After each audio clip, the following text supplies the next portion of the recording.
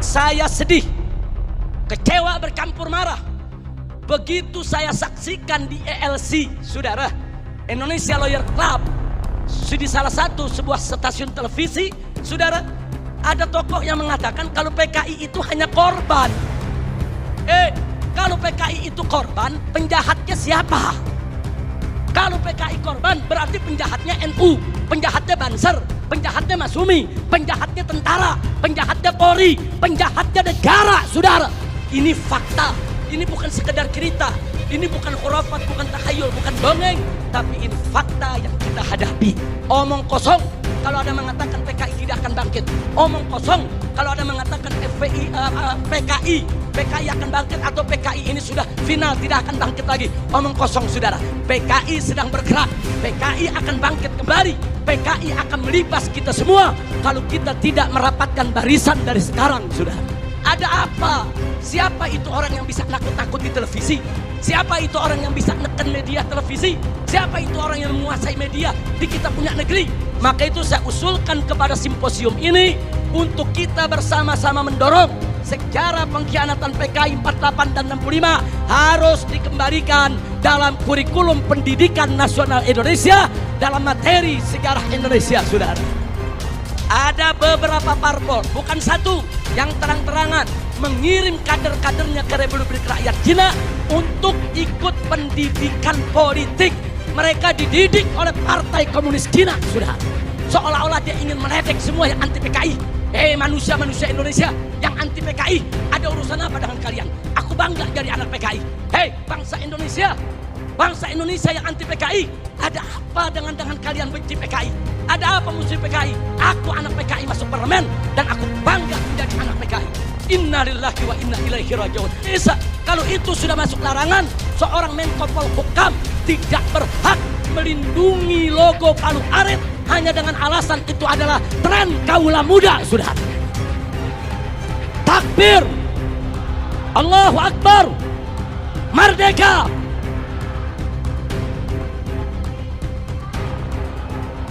Subhanallah walhamdulillah wa la ilaha illallah. Berikutnya kita menghemat waktu langsung ke Habib Rizik, silakan. Assalamualaikum warahmatullahi wabarakatuh. Bismillah, alhamdulillah, wassalatu wassalamu ala rasulillah wa ala alihi wa sahbihi wa mawalah. Kepada para alim ulama, para kiai, para bini sepuh TNI maupun Polri-nya, wabil khusus orang tua kita Pak Tri Sutrisno, begitu juga Pak Saidiman yang barusan sudah luar biasa memaparkan pandangannya tentang ideologi Pancasila dan komparasi antara Pancasila dengan komunisme. Dan alhamdulillah di sini juga ada orang tua kami Kiai Haji Muhammad Husni Tamrin, Kiai Haji Abdul Rashid Abdullah Syafi'i, dan juga anggota pembina daripada majelis, anggota pertimbangan dari Majelis Ulama Indonesia Kiai Haji Khalil Ridwan. Saya tidak ingin membuang waktu. Intinya saya sampaikan salam penghormatan saya kepada seluruh peserta simposium ini, dan semoga simposium ini menjadi penyebab turunnya rahmat dan barakah bagi keselamatan dan keutuhan negara kesatuan Republik Indonesia. Amin ya rabbal alamin. Saya hadir di sini ini menimbulkan cukup banyak pertanyaan, Pak Darman. Itu yang muncul pertanyaan adalah kenapa FPI ikut simposium? Apa hanya karena sekedar anti PKI atau sekedar ikut-ikutan, atau betul-betul serius ingin membela Pancasila? Jadi ada sebagian kelompok ini menganggap FPI ini selama ini kan anti Pancasila. FPI ini anarkis, radikalis, bahkan ada yang tuduh teroris, ada lagi belakangan yang bilang cabang ISIS. Nah, saya pikir ini kesempatan saya untuk menyampaikan yang sebenarnya. Nah, baiklah ya ikhwan, para peserta simposium yang saya hormati semua.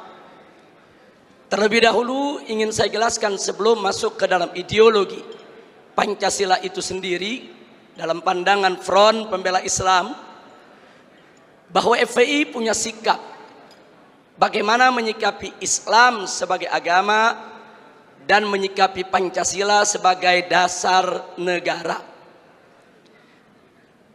Islam adalah akidah, Pancasila adalah ideologi. Akidah datang dari sumber ilahi, tidak bisa ditawar dan sudah merupakan harga mati keyakinan. Sedangkan ideologi adalah sumber insani, datang dari ide-ide manusia. Nah, yang jadi persoalan di sini ingin saya garis bawahi bahwa Islam sebagai akidah menolak semua ideologi yang bertentangan dengan ajaran Islam. Semua ideologi yang bertentangan dengan ajaran Islam. Nah, tinggal sekarang pertanyaannya, apakah Pancasila bertentangan dengan ajaran Islam? Andai kata Pancasila bertentangan dengan ajaran Islam, wajib kami sebagai umat Islam untuk menolaknya. Tapi manakala Pancasila itu tidak bertentangan dengan ajaran Islam, tidak ada alasan bagi kami sebagai warga negara Republik Indonesia untuk menolaknya. Nah, untuk itu di sini langsung saja untuk menyingkat waktu, perlu kita sama ketahui bahwa ideologi di dunia ini, apapun warnanya, apapun jenisnya, apapun bentuknya, tidak keluar dari 3 kelompok. Ideologi yang pertama adalah ideologi yang mengakui Tuhan yang Maha Esa itu ada dan berkuasa mengatur urusan dunia dan akhirat. Sedangkan yang kedua adalah ideologi yang mengakui Tuhan yang Maha Esa itu ada, tapi dia tidak mengakui kekuasaan Tuhan yang Maha Esa itu untuk mengatur dunia. Bagi yang bersangkutan, Tuhan yang Maha Esa itu hanya untuk mengatur urusan akhirat saja, sedangkan dunia biar manusia yang mengaturnya. Sedangkan yang ketiga adalah ideologi yang tidak mengakui adanya Tuhan yang Maha Esa, apalagi mengakui kekuasaannya di dunia dan akhirat. Nah, tinggal pertanyaannya, Pancasila masuk kelompok ideologi yang mana? Untuk yang nomor 3 sudah jelas, di sanalah bercokol, yaitu kelompok ateisme, kelompok komunisme, leninisme, marxisme, yang memang mereka tidak mengakui kekuasaan Tuhan yang Maha Esa. Sedangkan kelompok yang kedua ini terkenal sekali, ini merupakan kelompok-kelompok sekuler sejati yang tidak ingin sama sekali menjadikan agama yaitu sebagai dasar pijakan di dalam mengambil kebijakan-kebijakan negara. Sedangkan yang nomor 1 ini bukan hanya sekedar mengakui Tuhan yang Maha Esa itu ada, tapi juga mengakui bahwa Tuhan yang Maha Esa itu berkuasa mengatur urusan dunia akhirat, sehingga segala kebijakan negara tidak boleh bertentangan dengan aturan-aturan yang datang dari Tuhan yang Maha Esa. Dan alhamdulillah, kalau kita memperhatikan pembukaan Undang-Undang Dasar 1945, di sana ditegaskan dengan tanpa keraguan. Begitu juga ditegaskan kembali dalam batang tubuh Undang-Undang Dasar 1945 pasal 29 ayat 1, bahwa negara Republik Indonesia berdasarkan ketuhanan yang Maha Esa. Dan pada pasal 29 ayat 2 ada jaminan dari negara bahwa tiap warga negara bebas untuk melaksanakan ibadahnya sesuai dengan keyakinannya masing-masing. Dengan demikian, bahwa sesuai dengan pembukaan Undang-Undang Dasar 1945 dan batang tubuhnya, bahwa Pancasila menganut ideologi yang pertama sehingga tidak bertentangan dengan Islam, bahkan harus diasuh dalam rawatan Islam. Jadi maksud saya diasuh dalam rawatan Islam, umat Islam sebagai mayoritas penduduk Republik Indonesia harus ikut secara proaktif aktif ikut serta di dalam menjaga Pancasila, merawat Pancasila, memelihara Pancasila. Jangan sampai Pancasila ditafsirkan dengan aneka ragam penafsiran yang diselewengkan.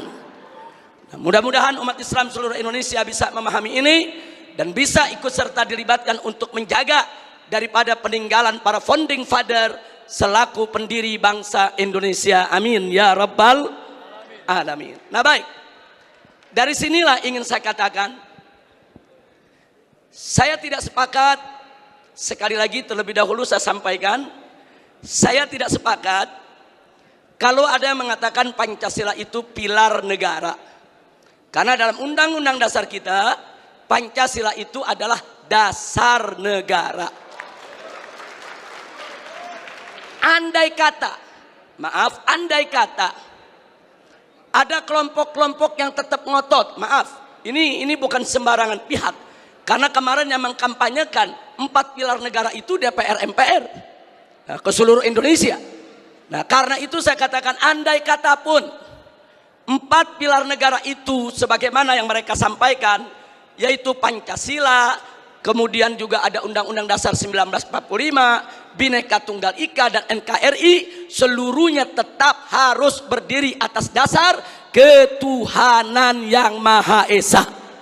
Sehingga saya berani mengatakan dalam forum ini, Indonesia adalah negara berdasarkan ketuhanan yang Maha Esa. Artinya bagi kami umat Islam, Indonesia adalah negara tauhid, bukan negara ateisme. Nah, ini sengaja saya ingin tekankan di sini. Walaupun tadi katakanlah Pancasila, UUD 45, Bhinneka Tunggal Ika, NKRI mereka ingin jadikan sebagai pilar, tapi jangan lupa bahwa sila pertama daripada Pancasila yaitu ketuhanan yang Maha Esa itu merupakan sumber daripada sila-sila yang lainnya. Sila kedua, kemanusiaan yang adil dan beradab, itu semua bersumber daripada ajaran Tuhan yang Maha Esa. Sila ketiga, persatuan Indonesia, itu juga bersumber daripada ajaran Tuhan yang Maha Esa. Nah kemudian sila keempat, kerakyatan dipimpin oleh hikmat kebijaksanaan dalam permusyawaratan perwakilan, itu pun juga bersumber dari ajaran Tuhan yang Maha Esa tentang musyawarah untuk mencapai mufakat. Dan sila yang terakhir, yang kelima, keadilan sosial bagi seluruh rakyat Indonesia, itu juga bersumber daripada ajaran Tuhan yang Maha Esa. Jadi dasar utama Republik ini adalah ketuhanan yang Maha Esa. Dan ketuhanan yang Maha Esa bukan pilar negeri, tapi merupakan dasar negara. Mudah-mudahan Allah memberkahi kita semua. Nah baik, selanjutnya, kalau bicara tentang ketuhanan yang Maha Esa, saya selaku dai, guru agama, juru dakwah untuk umat Islam, maka saya tentunya punya persepsi sudut pandang yang tidak boleh keluar dari ajaran Al-Quran dan As-Sunnah. Karena itu bicara tentang ketuhanan yang Maha Esa, maka segala bentuk perbuatan dan semua jenis pemahaman yang bertentangan dengan nilai-nilai luhur ketuhanan yang Maha Esa tidak boleh ada di seluruh wilayah negara kesatuan Republik Indonesia.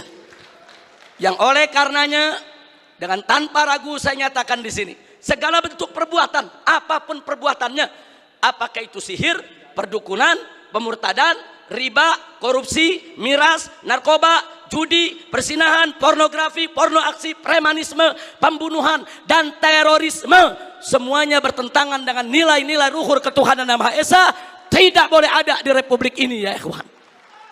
Karena itu kami dari FPI selalu melakukan penentangan dan perlawanan secara konstitusional terhadap segala produk perundang-undangan yang melegalkan minuman keras, melegalkan prostitusi, melegalkan perjudian, melegalkan segala kemunkaran. Karena semua itu bertentangan dengan nilai-nilai luhur ketuhanan yang Maha Esa. Karena tidak ada satu agama pun di Indonesia, tidak ada satupun agama di Indonesia, bukan hanya agama Islam, seluruh agama yang menghalalkan perbuatan-perbuatan munkar yang kita sebutkan tadi. Sihirnya, perdukunannya, ribanya, korupsinya, mirasnya, narkobanya, judinya, semuanya diharamkan oleh seluruh penganut agama yang ada di negara kesatuan Republik Indonesia. Sehingga ketuhanan yang Maha Esa sebagai dasar negara Republik Indonesia sudah tepat dan harus kita bela bersama, kita tegakkan di bumi Indonesia tercinta. Nah kemudian semua jenis pemahaman, seperti sipilis, sekularisme, pluralisme, dan liberalisme sudah difatwakan oleh Majelis Ulama Indonesia sejak tahun 2005-2006 yang lalu bahwa sekularisme, pluralisme, liberalisme bukan dari ajaran Islam, bahkan merupakan paham yang sesat dan menyesatkan. Sebentar, sebelum saya lanjutkan ada sedikit catatan, jangan menyalahpahami fatwa Majelis Ulama Indonesia. Yang dimaksud pluralisme di sini bukan pluralitas. Pluralitas sebagai keragaman, kebinekaan, keanekaan kita, perbedaan kita, suku, agama, budaya, bahasa dan lain sebagainya, itu satu keniscayaan nggak mungkin bisa kita tolak. Dalam ajaran Islam pun Allah Subhanahu wa taala menyatakan dalam Al-Qur'anul Karim, faqala ta'ala walau syaa rabbuka laja'alan nasa ummatan wahidah wa la yazaluna mukhtalifin. Allah nyatakan dalam Al-Qur'an, andai kata Tuhanmu menginginkan menjadikan kamu sekalian sebagai umat yang satu, Allah Maha mampu untuk melakukannya. Tapi ketentuan Allah adalah wala yazaluna mukhtalifin. Umat manusia akan selalu berbeda di antara mereka. Jadi perbedaan, kebinekaan, keanekaragaman kita merupakan sunnatullah, keniscayaan yang tidak bisa kita tolak. Karena itu saya katakan di sini, saudara, pluralitas semacam itu tidak bertentangan dengan ajaran agama Islam. Berbeda dengan pluralisme. Yang dimaksud oleh Majelis Ulama Indonesia, pluralisme di sini adalah mencampur adukan agama, melarang satu umat beragama untuk mengklaim agamanya yang paling benar dengan tidak mengakui agama yang lain. Sedangkan dalam ajaran Islam, la ikraha fiddin, tidak boleh ada paksaan dalam beragama. Artinya saudara, dalam Islam ini biarkan seorang muslim meyakini agama Islam adalah benar, selain Islam tidak benar. Dan biarkan orang Kristiani meyakini agama Kristiani adalah yang benar, selain Kristiani tidak benar. Biarkan orang Buddha, orang Hindu, orang Konghucu meyakini bahwa agama mereka benar, agama lain tidak benar. Yang penting mereka tidak menghina dan mencaci maki agama lain, saudara. Artinya ini kebebasan orang berkeyakinan, kebebasan orang beragama, saudara. Nah karena itu pluralisme yang menyatakan umat beragama tidak boleh mengklaim agamanya yang paling benar. Tidak boleh, yaitu mengatakan agama lain tidak benar. Ini adalah pemerkosaan keyakinan. Ini merupakan pemaksaan dan ini bertentangan dengan ajaran Islam. Nah ini sekedar catatan yang dimaksud dengan pluralisme supaya tidak terjadi kesalahpahaman. Dan yang berikutnya ini yang masuk dalam tema kita, saudara, paham-paham yang menyangkut komunisme, marxisme, dan leninisme ini juga merupakan pemahaman yang bertentangan dengan nilai-nilai luhur ketuhanan yang Maha Esa, sehingga paham komunis, marxis, leninisme tidak boleh ada di seluruh wilayah negara kesatuan Republik Indonesia. Karena itu saya barusan mendengarkan apa yang dipaparkan oleh Pak Saidiman, orang tua kita, sepuh kita, luar biasa. Dengan usia yang sudah lanjut tapi punya semangat nasionalisme kebangsaan yang begitu tinggi untuk melawan paham-paham yang bertentangan dengan dasar negara kita, dasar ketuhanan yang Maha Esa. Mudah-mudahan Allah panjangkan umur beliau, diberikan sehat walafiat, taat ibadah, amin ya rabbal alamin. Nah, baik ya ikhwan, sekarang yang ingin saya sampaikan di sini, ada sementara pihak, maaf, kadang-kadang datangnya dari oknum pejabat sendiri, menina-bobokkan bangsa Indonesia dari kebangkitan PKI. Mereka mengatakan PKI sudah finish, PKI sudah selesai, PKI nggak bakal bangkit lagi. Itu cerita klasik itu, bohong itu, nggak ada itu PKI bangkit lagi, udah finish, udah selesai. Saudara, propaganda semacam ini adalah propaganda yang menina-bobokkan bangsa Indonesia daripada bahaya gerakan komunis di Indonesia. Dan ini nggak boleh dibiarkan. Nah kalau kita sedang bicara PKI seperti simposium pada hari ini, apa mereka bilang? Ini kan cuma paranoid saja. Ini ketakutan yang nggak beralasan. Ini kan cuma komunis fobia saja. Kita ini di sini dituduh semuanya paranoid, hanya ketakutan yang berlebihan. Maka itu di sini perlu kita sampaikan, siapa bilang PKI itu tidak ada? Siapa bilang gerakannya itu sudah bubar dari Republik ini? Siapa bilang gerakan PKI itu saudara saat ini tidak mulai kembali mencengkramkan kukunya di bumi Nusantara ini? Mari kita lihat indikasi kebangkitan PKI saudara yang ada di Indonesia ini. Kita mulai dari yang pertama. Kita semua sama tahu ada kelompok yang begitu ngotot menuntut pencabutan TAP MPRS nomor 25 tahun 1966. Kalau TAP MPRS ini dicabut, yang diuntungkan adalah keluarga besar PKI. Ini indikasi saudara. Enggak mungkin yang bukan PKI menuntut pencabutan daripada TAP MPRS tersebut. Karena kalau TAP MPRS nomor 25 tahun 66 dicabut, yang untung bukan umat Islam, yang untung bukan tentara, yang untung bukan polisi, bukan, yang untung bukan negara, yang untung adalah kader-kader PKI. Nah sekarang yang kedua, saudara, sebelum tahun 1998, sejarah pengkhianatan PKI di Madiun 1948 maupun G30S PKI 1965 itu tercantum, diceritakan dalam sejarah Indonesia, masuk dalam kurikulum. Jadi dari tahun 1965 sampai 1998, sejarah pengkhianatan PKI merupakan bagian daripada kurikulum pendidikan untuk pelajaran sejarah Indonesia.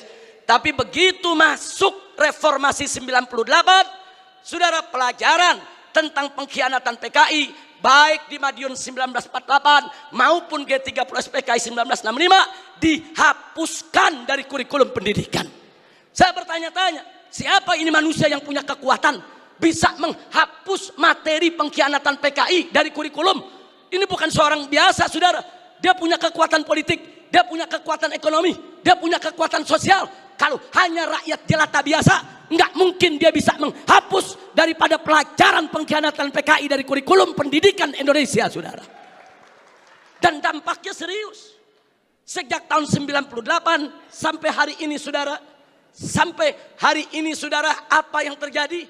Yuk mari kita lihat, saudara.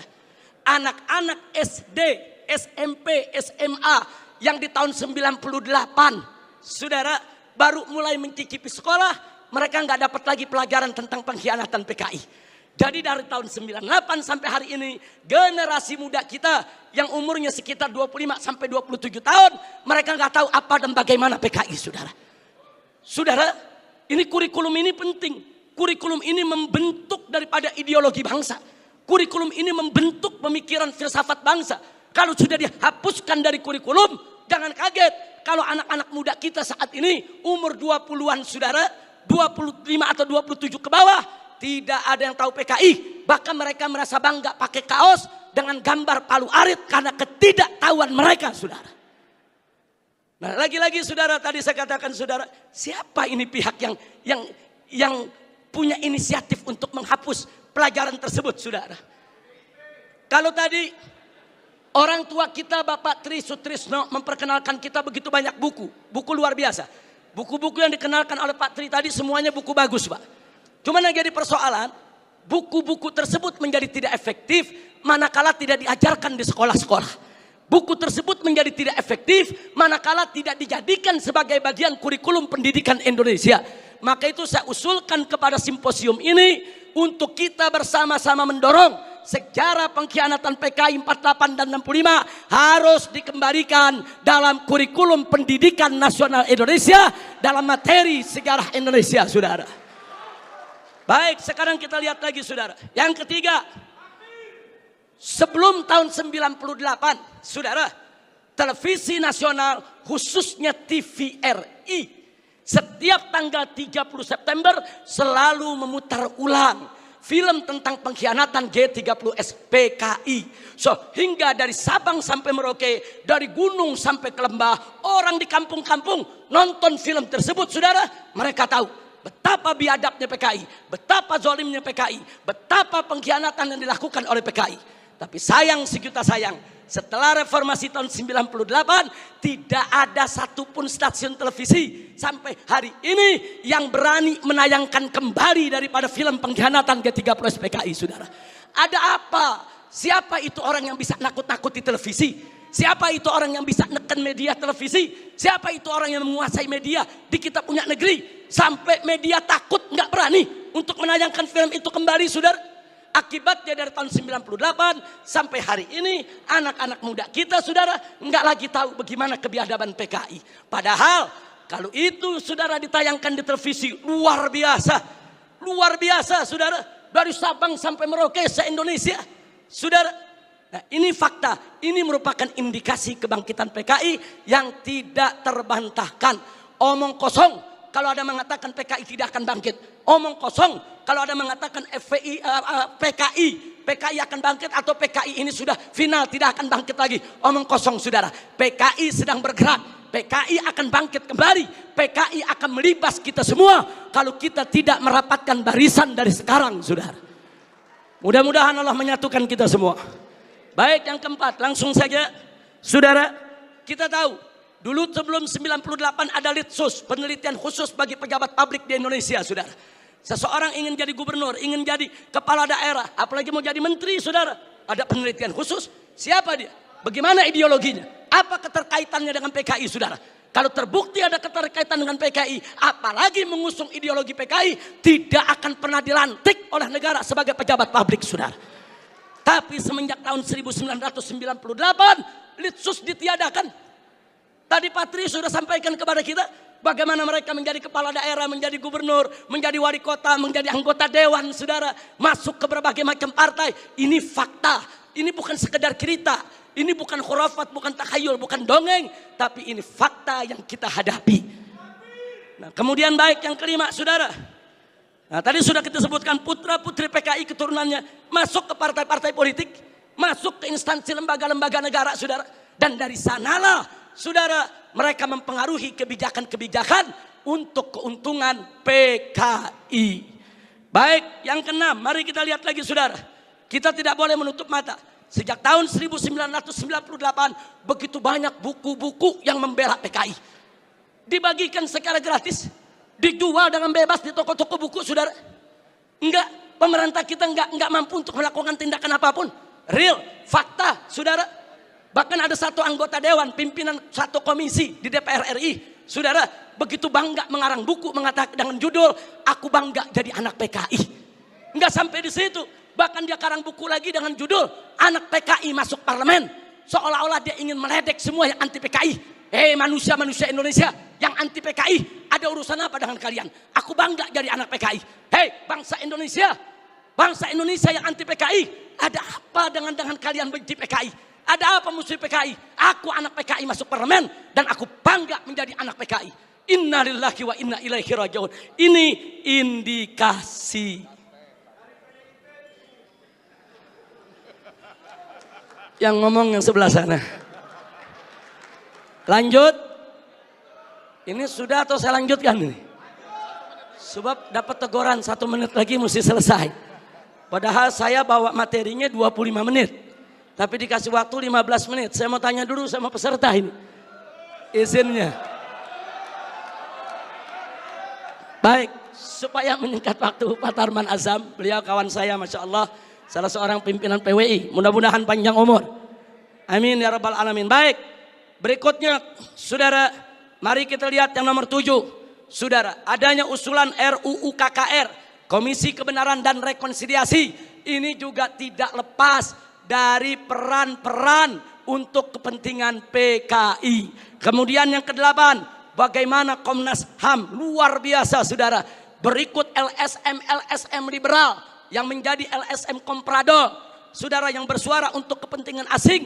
Juga mereka semua bersuara untuk membela PKI. Yang ke-9, maaf saudara, ya ada bantuan Cina kepada Indonesia, berikut kompensasinya. Saya tidak campur urusan ekonomi negeri ini, saudara. Tapi kalau sudah bantuan dari negara komunis Cina ke Indonesia dengan kompensasi tenaga kerja yang masuk Indonesia, wajib untuk diwaspadai, saudara. Nah, kemudian jangan lupa yang ke-10, saudara. Ada beberapa parpol, bukan satu, yang terang-terangan mengirim kader-kadernya ke Republik Rakyat Cina untuk ikut pendidikan politik. Mereka dididik oleh Partai Komunis Cina, saudara. Ada apa? Ya, itu hak partai tersebut, itu hak pribadinya, saya tidak ikut campur. Tapi saya sebagai bangsa Indonesia punya hak untuk mewaspadai partai-partai yang menjalin kerjasama dengan partai komunis Cina, saudara. Baik, saudara. Yang ke-11, di mana-mana ada seminar, ada temu kangen, saudara. Di mana-mana ada temu kangen PKI, seminar PKI, saudara. Sementara, saudara, dari pihak aparat keamanan setengah hati untuk membubarkan mereka, saudara. Berapa kali di Taman Ismail Marzuki mereka menggelar acara, bikin kegiatan, saudara. Ada bentrokan dengan gerakan bela negara, dengan laskar-laskar FPI di beberapa tempat, saudara. Ada apa? Ada lagi anggota-anggota dewan yang merupakan kader PKI menggunakan kunjungan kerja mereka untuk membuka temu kangen kader PKI sebagaimana terjadi di Banyuwangi beberapa waktu yang lalu, saudara. Yang ke-12, pembentukan Ormas Orsospol yang berafiliasi kepada PKI, pemutarbalikan sejarah PKI dan lambang PKI, saudara. Saat ini di kalangan selebritis kaum muda, dan maaf, sampai Menko Polhukam, maaf, harus saya sampaikan, saudara. Begitu kami protes adanya kaos-kaos berlogo PKI, Pak Menko mengatakan, saudara, tentara dan polisi tidak usah over, jangan berlebihan. Jangan kalau ada logo PKI dianggap PKI. Ini kan cuma tren anak muda. Logo PKI itu termasuk sosialisasi lambang PKI. Itu dilarang, saudara, oleh TAP MPRS nomor 25 tahun 66, dilarang juga oleh Undang-Undang nomor 7 tahun 27 tahun 99, dilarang juga oleh TAP MPR RI nomor 1 tahun 2003, dan dilarang oleh KUHP pasal 107 A, B, C, dan D serta E, saudara. Enggak bisa, kalau itu sudah masuk larangan, seorang Menko Polhukam tidak berhak melindungi logo Palu Arit hanya dengan alasan itu adalah tren kaula muda, saudara. Takbir, Allahu Akbar, merdeka.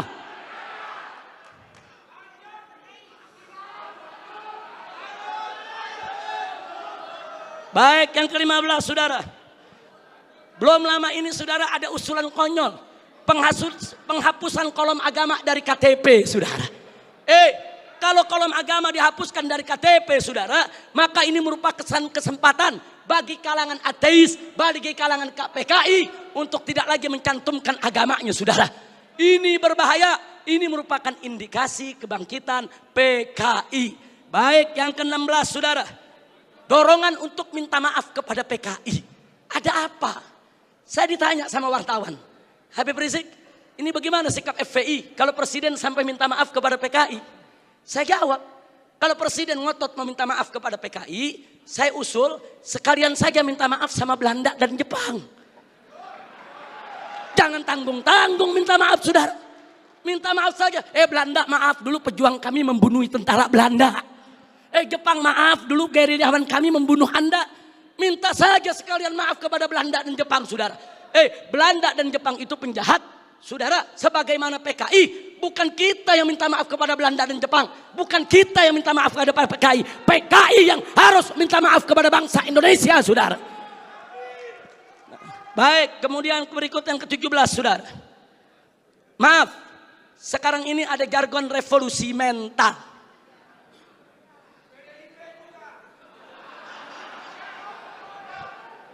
Kalau yang dimaksud revolusi mental adalah revolusi akhlak, revolusi moral, revolusi budi pekerti, dari tidak baik menjadi baik, tentu kami dari FPI akan sangat-sangat mendukung. Tapi kalau yang dimaksud revolusi mental adalah membebaskan jiwa dari ikatan agama, membebaskan jiwa daripada aturan hukum Tuhan, sebagaimana yang pernah disuarakan oleh Karl Marx, sebagaimana di tahun 50-an pernah dikampanyekan oleh PKI. Ini jargon PKI dulu, saudara. Nah, kalau itu yang dimaksud, kami menolak istilah revolusi mental kalau hanya memberikan kesempatan kepada PKI untuk bangkit, ya kawan. 19, saudara, saat ini di beberapa karnaval, bagaimana tokoh-tokoh PKI, saudara, seperti Aidit, seperti Nyoto, saudara, itu dibawa-bawa, diusung-usung. Bahkan dalam karnaval peringatan HUT RI di Madura, saudara, di Sumatera Barat, kemudian di Jawa Timur. Ada apa? kalau ini bukan indikasi kebangkitan mereka? Dan yang ke-19, saudara, maaf, beberapa waktu yang lalu juga ada simposium di Arya Duta. Saudara, ya tujuan pemerintah baik, dimonopoli oleh pemerintah, bagus tujuannya saudara. Tapi sayang sejuta sayang saudara, ternyata simposium tersebut saudara hanya menguntungkan kader-kader PKI ketimbang kader-kader bangsa Indonesia sendiri saudara. Nah karena itu saudara, yang terakhir yang ke-20 saudara. Yang terakhir, saya sedih, kecewa bercampur marah. Begitu saya saksikan di ELC saudara, Indonesia Lawyer Club, di salah satu sebuah stasiun televisi, saudara, ada tokoh yang mengatakan kalau PKI itu hanya korban. Kalau PKI itu korban, penjahatnya siapa? Kalau PKI korban, berarti penjahatnya NU, penjahatnya Banser, penjahatnya Masumi, penjahatnya tentara, penjahatnya Polri, penjahatnya negara, saudara. Nah, maka itu saudara, ya kalau korbannya PKI berarti penjahatnya Nahdlatul Ulama NU. Berarti penjahatnya Muhammadiyah. Enaknya saudara, umat Islam ini dianggap semua sebagai pelaku kejahatan. Ini kita tidak terima. Kepada yang bersangkutan kalau ingin simpatik kepada PKI itu urusanmu. Tapi jangan coba-coba mengatakan mereka korban. Itu akan menyinggung perasaan jutaan umat Islam di Indonesia. Baik saudara, saya di sini tidak mau sebentar karena waktu sudah sebentar. Implikasi saya lewatkan dulu. Paling tidak apa yang saya sampaikan barusan itu merupakan sebab kenapa FPI ikut simposium ini saudara. Nah karena itu akhirnya langsung saja kepada poin terakhir, kesimpulan dari yang ingin saya sampaikan. Usulan FPI untuk simposium ini. Untuk simposium ini. Pertama, saya mendukung apa yang disampaikan oleh tadi Bapak Tri Sutrisno. Saudara, ayo kita kembali kepada Pancasila dan Undang-Undang Dasar 1945 yang asli, yang dijiwai Piagam Jakarta sebagaimana amanat dekret Presiden 5 Juli tahun 1959. Takbir, merdeka. Yang kedua, ini usulan boleh diterima, boleh ditolak, boleh suka, boleh tidak suka, tapi paling tidak usulan ini menggambarkan beginilah nasionalisme FPI selama ini yang dijaga. Yang kedua, tolak segala perbuatan dan pemahaman ideologi yang bertentangan dengan nilai luhur ketuhanan yang Maha Esa sebagai jiwa daripada Pancasila. Apapun ideologi, pemahaman dan perbuatan yang bertentangan dengan nilai luhur ketuhanan yang Maha Esa harus kita tolak saudara. Termasuk pemahaman PKI, komunisme, ateisme, kemudian Leninisme, Marxisme, termasuk segala kemunkaran dan kemaksiatan yang bisa mengundang kemurkaan Allah sehingga bisa terjadi yaitu malapetaka dan musibah di negeri kita. Yang ketiga, tegakkan dan laksanakan TAP MPRS nomor 25 tahun 66, Undang-Undang nomor 27 tahun 99, TAP MPRI nomor 1 tahun 2003 dan KUHP pasal 107A sampai E. Karena itu kita serukan TNI dan Polri jangan pernah ragu. Anda semua punya payung hukum untuk menindak, menutup, membubarkan setiap kegiatan PKI di seluruh wilayah NKRI ini saudara. Kemudian yang keempat, ada 5 poin saudara. Tolak formalisasi rekonsiliasi dengan PKI. Saudara, saya punya cerita. Di tahun yang lalu, 16 Agustus tahun 2015, kami Ormas Islam itu melakukan long march yang diikuti oleh ratusan ribu umat Islam dari Senayan, Sudirman, Tamrin sampai ke Istana. Kenapa kami gelar itu parade tauhid saudara dengan ratusan ribu umat Islam? Karena kami dengar dari sumber yang sangat terpercaya bahwa Presiden saudara berencana untuk memasukkan saudara item permohonan maaf kepada PKI di dalam pidato kenegaraannya. Kita melakukan demo-demo kecil dan puncaknya yaitu tanggal 16 Agustus 2015 saudara. Nah lalu apa saudara? Di situ umat Islam sepakat. Kalau Presiden Jokowi tetap ngotot meminta maaf kepada PKI atas nama negara, kami akan serukan umat Islam, saudara, dan seluruh bangsa Indonesia dari Sabang sampai Merauke, kita turun ke jalan, lengserkan siapapun presiden yang membela PKI, saudara. Takbir, merdeka. Nah kenapa kami tolak formalisasi rekonsiliasi dengan PKI? Karena akan membuka luka lama sejarah dan bisa membuka pintu fitnah yang berbahaya. Yang ingin saya berbagi cerita, saudara, 2 minggu setelah kami turun, saya diundang oleh Menko Polhukam di rumahnya. Kami diajak dialog soal PKI. Saya tanyakan langsung kepada beliau, apa betul Presiden tetap akan minta maaf kepada PKI? Beliau saat itu memberikan jaminan, Habib, Presiden tidak akan minta maaf kepada PKI. Kalau sampai saya menyetujui itu, beliau tunjuk pengawalnya di sebelah Kopassus. Ini anak buah saya, Kopassus akan tembak kepala saya. Nah, terus saya tanya lagi, saudara, kepada beliau, baik, tapi saya dengar Anda dapat tugas khusus dari Presiden untuk mencari formulasi rekonsiliasi nasional berkaitan dengan PKI. Nah, beliau jawab, betul. Jadi beliau tidak menafi, saudara, betul. Saya dapat tugas bagaimana mencari formulasi rekonsiliasi kita dengan PKI. Baik, saya tanya, itu maksud rekonsiliasi itu apa, Pak? Tujuannya apa? Apa tujuannya? Oh, dikatakan supaya tidak ada dendam di antara kita, supaya kita hidup damai. Oh, kita tolak, saudara. Tidak perlu rekonsiliasi yang formal. Sebab, saudara, rekonsiliasi secara alami telah berjalan di tengah masyarakat antara PKI dengan bangsa Indonesia, saudara. Artinya hari ini seluruh kader-kader PKI, keturunan PKI sudah mendapatkan hak sosialnya, hak sipilnya, hak budayanya, hak politiknya, hak ekonominya. Mereka minta apa lagi? Mereka jadi pejabat bisa, jadi pengusaha bisa. Mereka udah nggak diganggu oleh umat Islam, saudara. Itu rekonsiliasi alami, saudara. Tinggal kita minta kepada keturunan PKI tersebut, silakan kalian berkarya, silakan kalian ini berkarir, silakan kalian berjuang untuk bangsa ini. Tapi satu syarat, kami tidak akan ganggu kalian jadi pejabat, jadi bisnismen, jadi pengusaha. Tidak. Tapi syarat, jangan lagi bangkitkan ideologi komunis, jangan lagi bangkitkan partai komunis di Indonesia. Nah, tapi sekarang mereka minta lebih, mereka minta partai komunis dipulihkan kembali. Dan lebih kurang ajarnya lagi, saudara, mereka minta negara minta maaf kepada mereka. Ini rekonsiliasi macam apa? Maka itu rekonsiliasi yang diformalisasi oleh pemerintah, saya khawatir ini akan membuka luka lama sejarah. Dan ini bisa membuka fitnah yang sangat berbahaya, saudara. Makanya tepat yang dikatakan oleh Kiai Haji Salahuddin Wahid, cucu daripada saudara pendiri Nahdlatul Ulama beberapa waktu yang lalu, kalau presiden, pemerintah ini sampai minta maaf kepada PKI, akan melukai seluruh perasaan daripada warga NU. Dan saudara, lebih telak lagi yang disampaikan oleh anggota Dewan Pertimbangan Presiden, yaitu Kiai Haji Hasim Muzadi.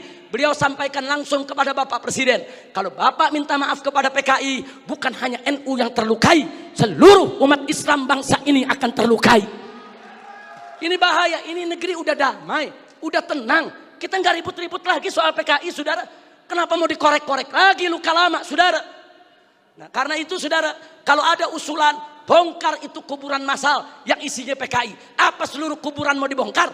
Kuburan kiai-kiai, santri-santri, saudara, umat Islam yang mereka sembelih, apa semua mau dibongkar? Apa semua juga mau dibangkitkan kembali? Yaitu luka lama yang sudah ada. Ini pertimbangan tidak rasional, saudara. Karena itu kami dari FPI menolak formalisasi rekonsiliasi dengan alasan apapun, saudara. Tapi kami menerima kader-kader keturunan PKI saat ini dikembalikan hak sosialnya, hak ekonominya, hak politiknya, saudara. Kita terima, mereka bangsa kita, mereka saudara kita. Silakan hidup bersaudara berdampingan dengan kita, dan mereka harus tunduk kepada Pancasila. Jangan lagi menghidupkan daripada komunisme. Sebagai penutup yang kelima, saudara, saya ajak semua yang ada di sini untuk menyerukan jihad konstitusional secara nasional melawan semua gerakan komunis dan neolib untuk selamatkan keutuhan negara kesatuan Republik Indonesia, saudara. Takbir, Allahu Akbar, merdeka. Itu saja yang bisa saya sampaikan. Hadiahnya Allah wa iyyakum ila siratal mustaqim. Wassalamualaikum warahmatullahi wabarakatuh. Bapak Ibu, saya mau baca catatan dari panitia ya. PKI terbukti telah melakukan berbagai pelanggaran HAM sejak berdirinya Republik Indonesia. Kekejian pertama terjadi tahun 46. Ada tokoh PKI di Selawi, Tegal, namanya Kutil, berjuluk Kutil, telah menyembelih seluruh pejabat pemerintah di sana